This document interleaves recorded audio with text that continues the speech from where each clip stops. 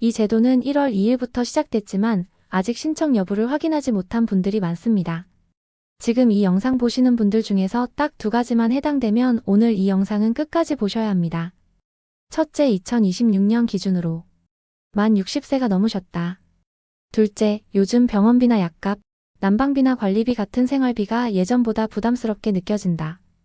이 두 가지에 해당된다면 지금부터 말씀드릴 내용은 남의 이야기가 아닙니다. 괜히 기대만 하게 만드는 이야기는 하지 않겠습니다. 지금 이 제도가 무엇인지, 내가 대상이 되는지 안 되는지, 그리고 신청하려면 무엇을 준비해서 어디로 가야 하는지까지 차분하게 정리해 드리겠습니다. 이 영상 하나로 헷갈림 없이 판단하실 수 있도록 처음부터 끝까지 설명드리겠습니다. 이 영상에서는 여러분이 실제로 주민센터에 가서 접수할 수 있을 정도로 현실적인 흐름으로 정리하겠습니다. 이번에 안내드릴 제도 이름은 노인생활안정자금입니다. 신청은 2026년 1월 2일부터 시작됩니다. 지원 금액은 단순합니다. 혼자 생활하시는 분은 50만원, 부부가 함께 생활하시는 가구는 80만원입니다. 여기서 어떤 분들은 이렇게 생각하실 수 있습니다. 50만원이 큰 돈은 아니지 않느냐, 한두 달이면 다 나가겠지 않느냐. 그런데 현실은 그렇지 않습니다. 지금처럼 물가가 오르고 난방비가 부담이 되는 시기에는 50만원은 단순히 한 번 쓰고 끝나는 돈이 아니라 숨을 돌릴 시간을 만들어주는 돈이 됩니다. 병원비를 미루던 분은 검사나 진료 한 번을 더 볼 수 있고, 약값을 줄여 먹던 분은 필요한 약을 제대로 살 수 있고, 관리비나 난방비가 무서워 보일러를 아끼던 분은 한 달 정도는 마음을 덜 졸일 수 있습니다. 이 돈이 인생을 바꾼다고 말하는 건 과장일 수 있지만 생활의 불안을 잠깐 낮춰주는 건 분명히 가능합니다. 다만 한 가지 반드시 알고 계셔야 할 점이 있습니다. 이 돈은 현금으로 통장에 바로 꽂히는 형태가 아니라 지역 화폐로 지급됩니다. 지역 화폐라는 말이 낯설 수 있습니다. 쉽게 말하면 여러분이 살고 있는 지역 안에서만 사용할 수 있는 상품권이나 지역 전용 카드 같은 것이라고 생각하시면 됩니다. 동네 슈퍼, 전통시장, 작은 가게에서는 사용 가능하지만 대형 마트나 백화점, 일부 대기업 프랜차이즈에서는 사용이 제한될 수 있습니다. 이 제도는 개인을 돕는 것과 동시에 동네 상권을 살리자는 취지도 같이 담고 있기 때문입니다. 그래서 사용처가 제한된다는 점은 미리 알고 계셔야 합니다. 그래야 나중에 받으시고 나서 어디에 써야 하냐고 당황하지 않습니다. 그리고 여기서 한 번 더 현실적인 이야기를 하겠습니다. 지원금이 지역 화폐로 나온다는 사실 자체가 누군가에게는 불편할 수 있습니다. 스마트폰 앱을 써야 하는 거 아니냐, 카드 발급을 또 해야 하는 거 아니냐, 이런 생각이 들 수 있습니다. 그런데 요즘은 지역마다 방식이 다양합니다. 앱으로 충전해서 쓰는 형태도 있고, 실물 카드로 되는 곳도 있고, 종이 상품권 형태를 선택할 수 있는 곳도 있습니다. 중요한 건 신청할 때 또는 승인 이후 안내 과정에서 본인이 어떤 방식으로 받을 수 있는지 확인하면 된다는 점입니다. 처음부터 겁먹을 필요는 없습니다. 어렵게 느껴지면 주민센터에서 안내를 받아도 되고 자녀분에게 한 번만 도와달라고 해도 됩니다. 여기서 핵심은 받는 방식이 아니라 내가 대상인데도 신청 자체를 놓치는 것입니다. 이 제도가 왜 나왔는지도 간단히 짚겠습니다. 이런 지원이 갑자기 등장하면 사람들은 두 가지 반응을 보입니다. 하나는 기대입니다. 드디어 뭔가가 나오는구나, 이번엔 조금 살겠구나. 또 하나는 불신입니다. 왜 갑자기 주는 거지, 뭔가 숨은 조건이 있지 않을까, 다른 복지에 불이익이 생기지 않을까.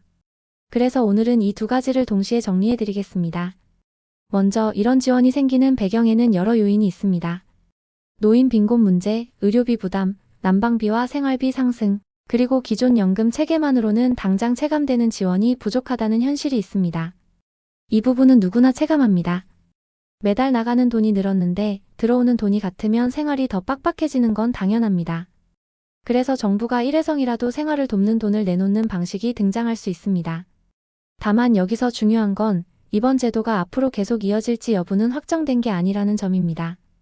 일회성으로 끝날 가능성도 있고 반응이나 예산 사정에 따라 바뀔 수도 있습니다. 그러니 받을 수 있을 때 받는 게 중요합니다. 이제 많은 분들이 가장 궁금해하는 질문으로 넘어가겠습니다. 이거 받으면 다른 복지 혜택이 줄어드는 거 아니냐는 질문입니다.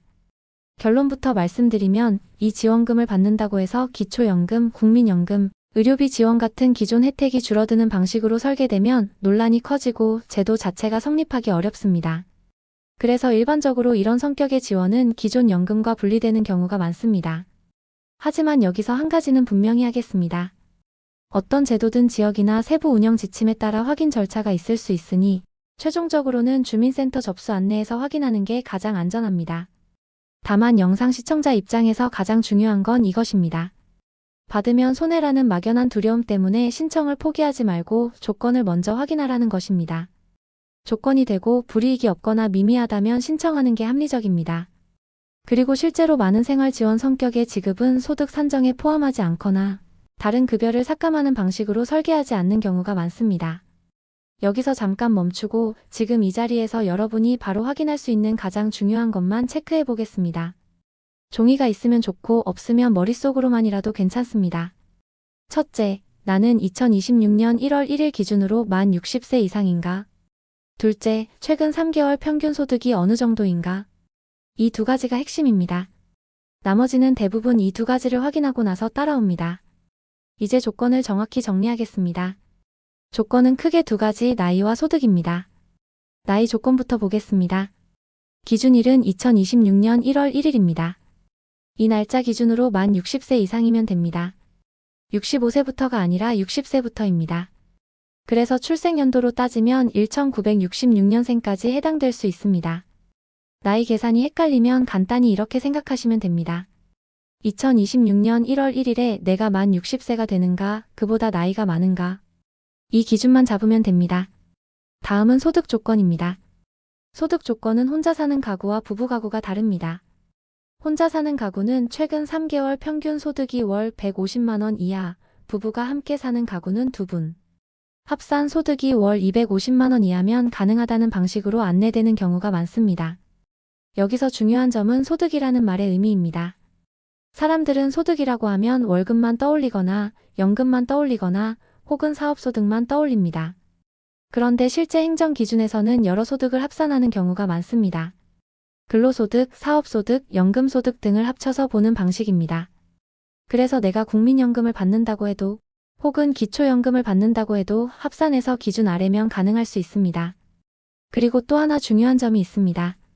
이 제도는 재산을 보지 않는 방식으로 안내되는 경우가 많습니다. 집이 있어도 되고 차가 있어도 되고 예금이 있어도 됩니다. 여기서 오해가 많이 생깁니다. 어떤 지원은 재산을 보고 어떤 지원은 소득만 봅니다. 그래서 어떤 분들은 집이 있으면 무조건 안 된다고 생각합니다. 그런데 모든 제도가 그렇지는 않습니다. 이번처럼 생활지원금 형태로 설계되면 재산을 따지지 않고 소득만 보는 구조가 등장할 수 있습니다.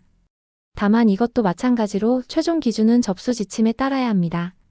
하지만 최소한 이 영상에서 여러분이 가져가야 할 행동은 이것입니다. 집이 있으니까 난 안 되라고 단정하지 말고 소득 기준부터 확인해 보라는 것입니다. 이제 가장 많이 나오는 질문들을 실제 상황처럼 정리해 보겠습니다. 국민연금 만월 120만 원 받는 분은 가능할까요? 소득 기준이 월 150만 원 이하라면 가능할 수 있습니다. 국민연금 100만 원에 기초연금 30만 원을 더 받는 분은 가능할까요? 합산이 월 130만 원이라면 기준 아래라서 가능할 수 있습니다. 그럼 집 한 채 있는 분은요? 재산을 보지 않는 구조라면 집이 있어도 가능할 수 있습니다. 차가 있어도 마찬가지입니다. 예금이 있어도 마찬가지입니다. 하지만 여기서 반드시 조심해야 할 케이스가 있습니다. 최근 3개월에 일시적으로 큰 금액이 들어온 경우입니다. 예를 들어 퇴직금, 토지 매각 대금, 가족에게서 큰 돈을 받은 경우입니다. 이런 돈은 어떤 항목으로 잡히느냐에 따라 소득으로 포함될 수도 포함되지 않을 수도 있습니다. 그런데 최근 3개월 평균을 기준으로 삼는 구조라면 어느 한 달에 큰 금액이 들어오면 평균이 튀어서 기준을 넘는 상황이 생길 수 있습니다. 그래서 이런 경험이 최근에 있었다면 그냥 감으로 판단하지 말고 통장 입금 내역을 보면서 기간을 확인해 보시는 게 좋습니다. 여기서 중요한 건 나는 원래 소득이 적은데 이번 달만 예외적으로 돈이 들어왔다라는 케이스가 생각보다 많다는 점입니다. 그 예외가 평균을 올려버릴 수 있습니다. 그래서 신청 시점과 최근 3개월 기간을 겹쳐서 계산해보는 습관이 필요합니다. 이제부터는 이해를 돕기 위해 실제 사례처럼 이야기해 보겠습니다. 혼자 사는 70세 어르신이 있다고 가정하겠습니다. 이분은 국민연금으로 월 120만 원을 받습니다. 다른 소득은 없습니다. 병원비와 약값이 매달 나가고 관리비도 빠듯합니다. 겨울에는 난방비가 걱정이라 보일러를 아끼는 편입니다. 이런 분이 조건을 확인해보니 나이는 충분히 해당되고 소득도 기준 아래입니다. 그런데 이분이 못 받는 경우가 생깁니다. 왜냐하면 제도를 몰랐거나 몰라도 나는 안 되겠지라고 단정해버리기 때문입니다. 실제로 이런 일이 가장 많습니다. 제도가 복잡해서 못 받는 게 아니라 정보를 늦게 알아서 못 받는 겁니다. 부부 사례도 보겠습니다. 부부가 함께 살고 있고 두 분 합산 연금이 월 240만 원입니다. 생활비는 빠듯하지만 어떻게든 버텨왔습니다. 이 경우 합산이 월 250만 원 이하라는 기준 아래라면 대상이 될 수 있습니다. 그런데 이런 가구는 또 다른 고민을 합니다. 부부가 함께 신청하면 80만 원이라고 하니 괜히 부부는 까다로울 것 같다고 생각할 수 있습니다. 하지만 원리 자체는 같습니다. 나이와 소득만 기준을 충족하면 가능할 수 있고 필요한 서류만 준비하면 됩니다. 결국 여기서도 핵심은 내가 되나가 아니라 확인했나입니다. 반대로 안 되는 사례도 정리해두겠습니다. 예를 들어 근로소득으로 월 200만 원 정도를 받는 분이 있습니다. 이 경우 혼자 사는 가구 기준 월 150만 원을 넘는다면 대상이 아닐 가능성이 큽니다. 여기서 중요한 건 속상하더라도 기준은 기준이라는 점입니다. 다만 이런 경우에도 지역마다 예외나 다른 프로그램이 있을 수 있으니 주민센터에 갔을 때 혹시 내가 받을 수 있는 다른 지원이 있는지를 같이 물어보는 건 매우 좋은 습관입니다. 생활 지원은 하나만 있는 게 아니라 지자체별로 여러 프로그램이 섞여 있는 경우가 많습니다. 이제 신청 방법으로 넘어가겠습니다. 신청은 어디에서 하느냐? 보통 본인 주소지 관할 주민센터 또는 면사무소에서 진행됩니다. 여기서 실수가 자주 나옵니다. 가까운 주민센터에 가면 되겠지라고 생각하고 주소지와 다른 동네 주민센터로 가는 경우가 있습니다. 그러면 접수가 안 되거나 다시 돌아가야 할 수 있습니다. 그래서 반드시 본인 주소지 기준으로 확인하는 것이 좋습니다. 주소지가 어디인지 애매하면 주민등록 등본 주소를 기준으로 생각하시면 됩니다. 누가 신청하느냐? 원칙적으로는 본인이 직접 가는 구조가 많습니다. 신분 확인이 필요하고 서명이나 도장이 필요한 경우가 있기 때문입니다. 다만 몸이 불편하거나 거동이 어렵다면 가족이 대리로 할 수 있는 예외가 있을 수 있습니다. 그런데 대리 신청은 보통 추가 서류가 필요합니다. 진단서나 장애 관련 증빙, 위임 관련 서류 등이 요구될 수 있습니다. 그래서 가능하면 본인이 직접 가는 것이 가장 간단합니다. 혼자 가기 불안하면 자녀분이나 가족과 같이 가면 됩니다. 서류 준비도 그렇고 현장에서 질문이 생길 때도 그렇고 함께 가면 실수가 줄어듭니다. 이제 서류 이야기를 하겠습니다. 많은 분들이 서류 때문에 겁을 먹습니다. 그런데 서류는 많아서 어려운 것이 아니라 빠지면 번거로운 것입니다. 한 번에 끝내려면 미리 준비하면 됩니다. 기본적으로 신분증은 필수입니다. 주민등록증이든 운전면허증이든 본인 확인이 가능한 것을 준비하시면 됩니다. 다음은 통장 사본입니다. 지역 화폐로 지급되더라도 지급 과정에서 본인 계좌 확인이 필요한 경우가 있을 수 있고 안내에 따라 통장 사본을 요구하는 경우가 많습니다. 본인 명의 통장 사본을 준비해두면 안전합니다. 그리고 핵심이 소득 증빙 서류입니다. 소득 증빙은 사람마다 다릅니다. 근로소득이 있는 분은 근로소득 관련 증빙이 필요할 수 있고 연금을 받는 분은 연금 수급 확인이나 지급 내역 확인이 필요할 수 있습니다. 여기서 중요한 건 서류 이름이 무엇이냐보다 내 소득을 증명할 수 있느냐입니다. 주민센터에서 안내하는 서류가 다를 수 있으니 방문 전에 전화로 한번 확인하는 것이 가장 확실합니다. 전화로 물을 때는 이렇게 물으면 됩니다. 노인생활안정자금 신청하려고 하는데 저는 국민연금을 받고 있고 다른 소득은 없습니다. 어떤 서류를 가져가면 되나요? 이런 식으로 자신의 상황을 말하고 필요한 서류 목록을 받아 적으면 됩니다. 이렇게 하면 헛걸음할 확률이 확 내려갑니다. 또 하나 자주 언급되는 것이 건강보험 자격 확인입니다. 건강보험 관련 서류는 주민센터에서 출력 도움을 받을 수 있는 경우도 있고 본인이 인터넷으로 출력할 수도 있습니다. 인터넷이 어려운 분은 현장에서 도움을 받으면 됩니다. 다만 문제는 현장에 사람이 많을 때입니다. 업무가 몰리면 대기 시간이 길어질 수 있습니다. 그래서 가능하면 기본 서류는 집에서 준비해 가는 것이 좋습니다. 서류 하나 빠져서 다시 오는 것보다 훨씬 덜 피곤합니다. 여기서 실제 신청 당일을 상황처럼 그려보겠습니다. 아침에 집에서 나옵니다. 신분증을 챙겼는지 확인합니다. 통장 사본이 봉투에 있는지 확인합니다. 소득 증빙 서류를 넣었는지 확인합니다. 건강보험 관련 서류가 있으면 같이 넣습니다. 그리고 주민센터로 갑니다. 접수 창구가 여러 개일 수 있으니 민원 안내 데스크에서 물어보면 됩니다. 노인생활안정자금 신청하러 왔습니다. 그러면 어디로 가라고 안내해 줍니다. 창구에 앉으면 직원이 신청서 양식을 줍니다. 거기에는 이름, 주소, 연락처, 기본적인 정보가 들어갑니다. 눈이 잘 안 보이거나 글씨 쓰기가 힘들면 정중하게 말하면 됩니다. 글씨가 잘 안 보여서 도움을 받을 수 있을까요? 많은 직원들이 안내해 줍니다. 그리고 제출 서류를 확인합니다. 부족하면 추가로 요청할 수 있습니다. 여기서 가장 피하고 싶은 상황이 서류 하나가 빠져서 다시 오세요입니다. 그래서 미리 준비하라는 겁니다. 특히 겨울에는 바람이 차고 길이 미끄러울 수 있고 이동 자체가 큰 부담이 됩니다. 한 번에 끝낼 수 있게 준비하는 게 최선입니다. 신청을 하고 나면 심사 기간이 있습니다. 보통 2주에서 3주 정도로 안내되는 경우가 많습니다. 이 기간 동안 소득 요건 확인과 대상 여부 검토가 진행됩니다. 승인되면 문자나 전화로 안내가 오고 지급은 신청한 달이 아니라 다음 달에 이루어지는 방식이 자주 안내됩니다. 예를 들어 1월 초에 신청하면 2월에 지급이 잡히는 시기입니다. 이 부분에서 오해가 생깁니다. 신청했는데 왜 바로 안 들어오냐고 당황하는 분이 있습니다. 그래서 신청할 때 지급이 언제쯤 되나요를 꼭 물어보는 습관이 좋습니다. 날짜를 메모해두면 마음이 훨씬 편합니다. 그리고 지급을 받았을 때 실제로 어떻게 쓰느냐도 같이 생각해봐야 합니다. 지역 화폐로 들어오면 동네에서 사용할 수 있는 가게에서 쓰면 됩니다. 동네 슈퍼에서 장을 보거나 전통시장에서 반찬을 사거나 생활용품을 사거나 병원 근처 약국에서 약을 사는 데 도움이 될 수 있습니다. 다만 사용처가 제한될 수 있으니 본인 지역의 지역 화폐 사용처를 확인하는 것이 좋습니다. 요즘은 가게 입구에 스티커가 붙어 있는 경우도 많고 지역 화폐 앱에 가맹점 조회 기능이 있는 곳도 있습니다. 스마트폰이 어려운 분은 자녀에게 한 번만 조회를 부탁해도 됩니다.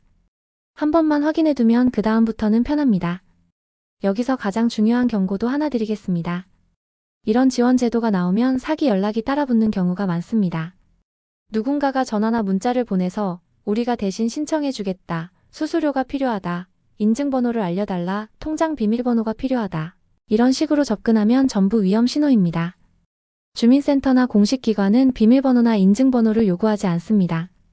수수료를 요구하는 방식은 더더욱 조심해야 합니다. 지원금은 신청 비용이 드는 구조가 아닙니다. 의심되는 연락을 받으면 끊고 주민센터에 직접 확인하는 게 가장 안전합니다. 급하게 판단하면 손해가 커집니다. 특히 고령층을 노리는 수법은 말이 그럴듯한 경우가 많아서 더 위험합니다. 이제 중간 정리를 한번 하겠습니다. 여기까지 들으셨다면 핵심은 4가지입니다. 하나, 기준일은 2026년 1월 1일이고 만 60세 이상이면 대상 판단의 첫 단계가 됩니다. 둘, 소득은 최근 3개월 평균을 기준으로 보며 혼자 사는 가구와 부부 가구의 기준이 다를 수 있습니다. 셋, 재산은 보지 않는 방식으로 안내되는 경우가 많아서 집이나 차가 있다고 단정해서 포기하면 손해가 될 수 있습니다. 넷, 신청은 주소지 관할 주민센터 또는 면사무소에서 진행되고 서류를 미리 준비하면 한 번에 끝낼 수 있습니다. 이 4가지가 오늘 영상의 중심입니다. 하지만 여기서 끝내면 아직 부족합니다. 왜냐하면 여러분은 정보가 아니라 결심을 해야 하기 때문입니다. 정보는 들으면 지나갑니다. 그런데 신청은 행동입니다. 행동을 하게 만드는 건 결국 현실적인 질문입니다. 그래서 지금부터는 여러분이 가장 많이 겪는 망설임을 하나씩 정리하면서 어떻게 하면 확실하게 신청까지 갈 수 있는지 구체적으로 얹어드리겠습니다.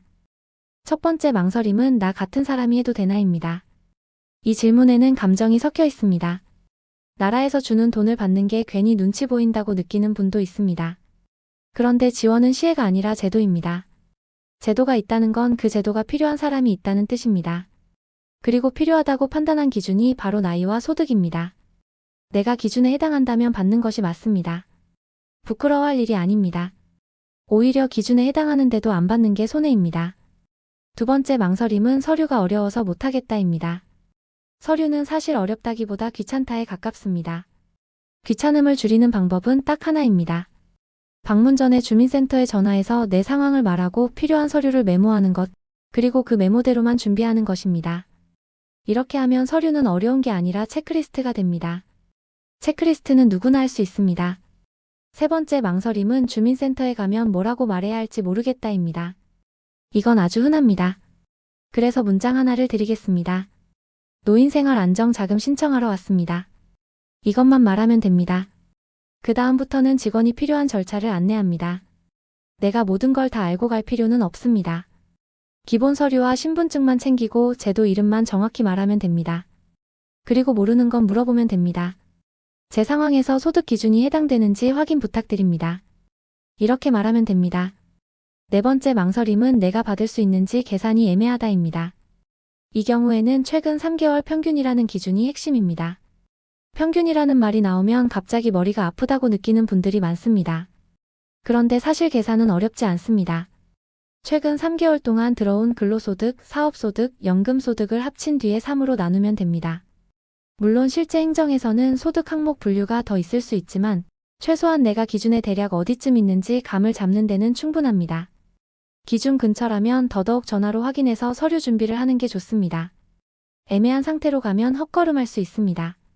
다섯 번째 망설임은 이거 받으면 다른 지원에 영향이 있을까입니다. 이 걱정은 현실적입니다. 그래서 가장 확실한 방법은 신청할 때 직원에게 직접 묻는 것입니다. 이 지원금이 다른 복지의 소득으로 잡히나요? 이 질문은 아주 중요합니다.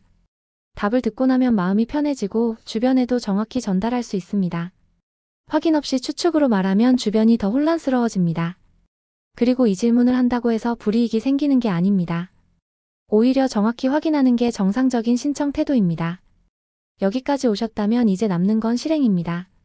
실행을 돕는 팁을 몇 가지 더 얹겠습니다. 첫째, 신청일을 미리 정해두는 게 좋습니다. 1월 2일부터 시작이라면 가능하면 1월 첫째 주 안에 한번 움직인다는 목표를 세워두면 좋습니다. 둘째, 서류는 한 번에 모으기 어렵다면 단계적으로 모아도 됩니다. 신분증은 지금 바로 확인할 수 있고 통장 사본은 은행에서 뽑을 수 있으며 연금 관련 증빙은 전화나 방문으로 받을 수 있습니다. 셋째, 혼자 하기가 부담되면 자녀에게 서류 확인만 같이 해달라고 부탁하는 게 좋습니다. 주민센터까지 같이 가달라고 하기 부담되면 최소한 서류 봉투를 같이 점검해달라고 요청하면 됩니다. 이런 도움 하나가 헛걸음을 줄여줍니다. 또 하나 중요한 습관이 있습니다. 주민센터에 갔을 때 이 제도만 신청하고 끝내지 말고 질문 하나를 더 던지는 겁니다. 제가 받을 수 있는 다른 지원이 있는지도 같이 확인할 수 있을까요? 이 한 문장은 생각보다 큰 차이를 만듭니다. 지역마다 어르신 대상 프로그램이 다르고 생활 지원, 돌봄, 안전장비, 무료 검진, 식사 지원 같은 다양한 제도가 있을 수 있습니다. 그런데 이런 제도는 알아서 찾아오지 않습니다. 물어보는 사람에게 먼저 안내되는 경우가 많습니다. 그래서 주민센터에 가는 김에 같이 확인하는 것이 효율적입니다. 이제 지원금을 받았을 때 생활에 어떻게 쓰면 좋을지도 현실적으로 정리해 보겠습니다. 첫 번째는 고정 지출에 먼저 배치하는 것입니다. 병원비, 약값, 관리비, 난방비 같은 고정 지출은 생활을 압박하는 핵심입니다. 이 지원금 중 일부를 고정 지출로 먼저 잡아두면 마음이 편합니다. 두 번째는 건강 관련 지출입니다. 건강이 흔들리면 결국 더 큰 돈이 들어갑니다. 필요한 검사나 약을 미루지 않는 것이 장기적으로는 손해를 줄입니다. 세 번째는 생활 필수품입니다. 세제, 휴지, 식료품 같은 기본 소비는 어차피 해야 하는 지출이기 때문에 지역 화폐로 충당하면 현금 지출을 줄일 수 있습니다. 네 번째는 마음을 위한 지출입니다. 외식 한 번, 취미 프로그램 한 번, 친구와의 만남. 한 번은 단순한 사치가 아니라 생활의 균형을 잡는 요소가 될 수 있습니다. 물론 각자 사정이 다르니 우선순위는 다를 수 있습니다. 하지만 이런 방향으로 생각하면 이 돈을 어떻게 써야 하지라는 막막함이 줄어듭니다. 여기서 다시 한번 핵심을 정리하고 마무리로 가겠습니다. 이 영상에서 가장 중요한 건 4가지였습니다. 만 60세 이상인지, 최근 3개월 평균 소득이 기준 아래인지, 재산 때문에 미리 포기하지 말 것, 주소지 관할 주민센터에서 서류를 준비해 신청할 것, 그리고 추가로 기억해야 할 건 3가지였습니다. 일시적으로 큰돈이 들어온 딸이 있는지 확인할 것, 사기 연락에 절대 응하지 말 것, 주민센터 방문 시 다른 지원도 함께 문의할 것. 이 정도만 챙기면 충분히 준비가 됩니다. 마지막으로 드리고 싶은 말이 있습니다. 많은 어르신들이 나는 남에게 폐 끼치기 싫다는 마음으로 필요한 지원까지도 피하는 경우가 있습니다. 하지만 제도가 있다는 건 사회가 필요한 부분을 분담하겠다는 뜻입니다. 내가 기준에 해당한다면 받는 것이 정상입니다. 그리고 그 돈이 생활을 조금이라도 안정시키면 결과적으로 가족에게도 부담이 줄어듭니다. 받는 것이 이기적인 행동이 아니라 현실적으로는 오히려 책임 있는 선택이 될 수 있습니다. 지금 할 일은 복잡하지 않습니다. 달력에 1월 2일을 표시해두고 주민센터 전화번호를 저장하고 내 최근 3개월 소득을 한번 확인하고 필요한 서류를 체크리스트로 준비하는 겁니다. 이 4가지를 하면 신청은 생각보다 쉽게 끝납니다.